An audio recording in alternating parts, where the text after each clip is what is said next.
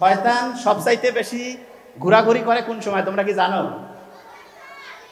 সন্ধ্যার একটু পর থেকে ওদের ঘোরাঘুরি শুরু হয়। আমরা দিনের বেলায় জাগি আর শয়তানের মুভমেন্ট শুরু হয় বেশিরভাগ হচ্ছে মাগরিবের পর থেকে। মনে করো যত রাত বাড়ে শয়তানের চতুর্দিকে ঘোরাঘুরি বাড়ে, তত বেশি ওরা অ্যাক্টিভ হয়।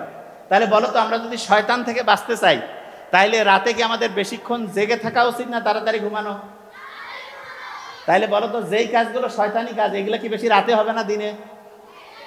তাহলে যত বেশি রাতে যেই কাজটা হচ্ছে, এই বিভিন্ন প্রোগ্রাম এগুলা কি বেশিরভাগ ওইখানে শয়তান কি বাড়বে না কমবে? তাহলে বলো তো, শয়তান থেকে বাঁচতে চাইলে দেরিতে ঘুমাবা না তাড়াতাড়ি? শয়তান যদি ব্রেনের মধ্যে ঢুকে ব্রেনের পাওয়ার বাড়াবে না কমাবে? তাইলে বলো তো, ব্রেনের পাওয়ার বাড়াইতে চাইলে তাড়াতাড়ি ঘুমাবা না দেরিতে? আচ্ছা, আর সকালে যখন ঘুম থেকে উঠে যখন ফজরের নামাজ পড়বা না, শয়তান একদম দূর, যে বাবা এর সাথে থাকা যাবে না। কেন? কারণ জানে যে শয়তানের কথা মতো চলবে না। ফজরের নামাজ যখনই পড়লা, সারাদিন শয়তান কাছে এর সাথে থাকি লাভ নাই।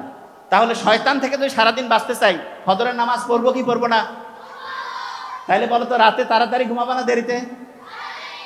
ফজরে উঠে কি করবা? নামাজ পড়বা কি পড়বা না? আচ্ছা, নামাজ যখন পড়লা, বড় বড় সব শয়তান চলে গেল, ছোটখাটো দুই একটা শয়তান থাকে, ওদেরকে কি কাছে রাখতে চাও না দূরে সরাইতে চাও? ওই সময় একটু কোরআন পড়বা। কি পড়বা? ছোট শয়তান বড় শয়তান সব পালাইলো, তখন খালি আল্লাহর ফেরেশতা, আল্লাহর রহমত, ব্রেন বাড়বে না কমবে? তাহলে রাতে তাড়াতাড়ি ঘুম, সকালে তাড়াতাড়ি উঠবো, বড়দের কথা শুনবো, বাবা মার সাথে সত্যি কথা বলবো, নামাজ পড়বো। এই নিয়মে যদি চলি, সারা বাংলাদেশ অসাধারণ, সারা দুনিয়ার একটা শ্রেষ্ঠ দেশ হবে, এবং সেই দেশটা তোমরা তৈরি করবা। Thank you so much. আসসালামু আলাইকুম।